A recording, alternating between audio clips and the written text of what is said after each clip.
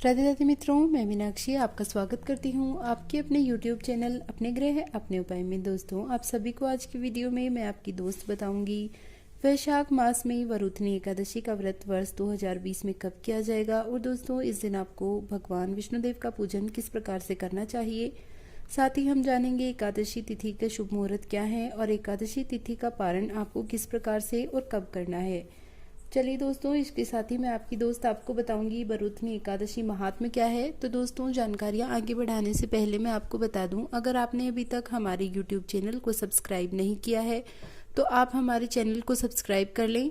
और दोस्तों, आपको अगर हमारा वीडियो पसंद आए तो आप हमारे वीडियो को लाइक करें। हमारे वीडियो पर जय श्री हरि विष्णुदेव के नाम का कमेंट करना ना भूलें। भगवान विष्णुदेव आपकी सभी मनोकामनाओं को पूर्ण करें, ऐसी हमारी मंगल कामना है। तो चलिए दोस्तों, शुरू करते हैं जानकारियां। सबसे पहले हम ये जान लेते हैं वरुथनी एकादशी का महत्व क्या है। ये एकादशी वैशाख मास में आती है, इसीलिए इस एकादशी का महत्व बहुत अधिक बढ़ जाता है। दोस्तों, वरुथनी एकादशी जो भी मनुष्य करते हैं, भगवान विष्णुदेव की कृपा उन पर सदैव बनी रहती है।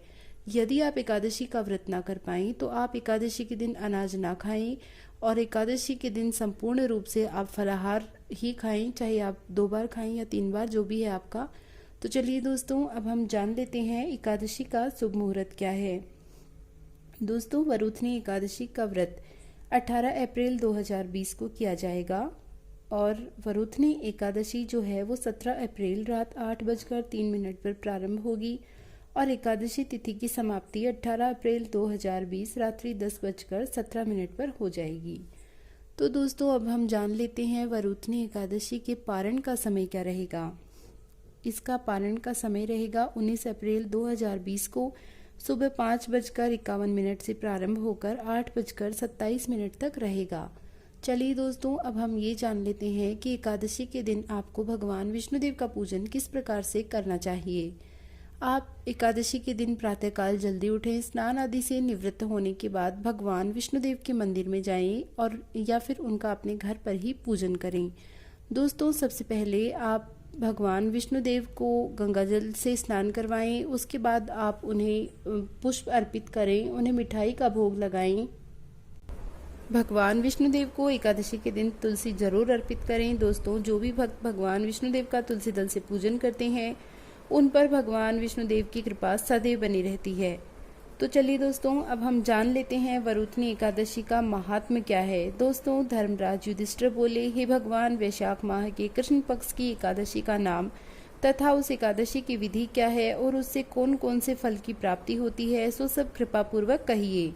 भगवान श्री कृष्ण बोले, हे राजराजेश्वर, वैशाख माह के कृष्ण पक्ष की एकादशी का नाम वरुथनी है। यह सौभाग्य को देने वाली है। इस व्रत से मनुष्य के समस्त पाप नष्ट हो जाते हैं और अंत में सुख मिलता है। यदि इस व्रत को एक अभागिनी स्त्री करती है तो उसे सौभाग्य मिलता है। वरुथनी एकादशी के व्रत के प्रभाव से राजा मंधाता स्वर्ग को गया था। इसी प्रकार धुंधमार आदि भी स्वर्ग को गए। वरुथनी एकादशी के व्रत का फल 10,000 सहस्त्र वर्ष तपस्या करने के फल के बराबर है। कुरुक्षेत्र में सूर्य ग्रहण के समान जो एक बार स्वर्ण दान करने से फल मिलता है, वही फल वरुथनी एकादशी के व्रत के करने से मिलता है। वरुथनी एकादशी के व्रत से मनुष्य इस लोक और परलोक दोनों में सुख प्राप्त करते हैं, अंत में स्वर्ग को जाते हैं। शास्त्रों में कहा गया है कि हाथी का दान घोड़े के दान से, हाथी के दान से भूमि का दान उत्तम है और उत्तम तिलों का दान है। तिल से स्वर्ण दान उत्तम है और स्वर्ण से अन्नदान श्रेष्ठ है। संसार में अन्नदान के बराबर कोई दान नहीं है। अन्नदान से पितृ देवता मनुष्य आदि सब तृप्त हो जाते हैं। शास्त्रों में कन्यादान के बराबर इसे माना गया है। वरुथनी एकादशी के व्रत से अन्न तथा कन्यादान का फल मिलता है। जो मनुष्य लाभ के वश में होकर कन्या का धन ले लेते हैं, वे प्रलय के अंत तक नरक में पड़े रहते हैं या उनको अगले जन्म में बिलाव का जन्म ग्रहण करना पड़ता है।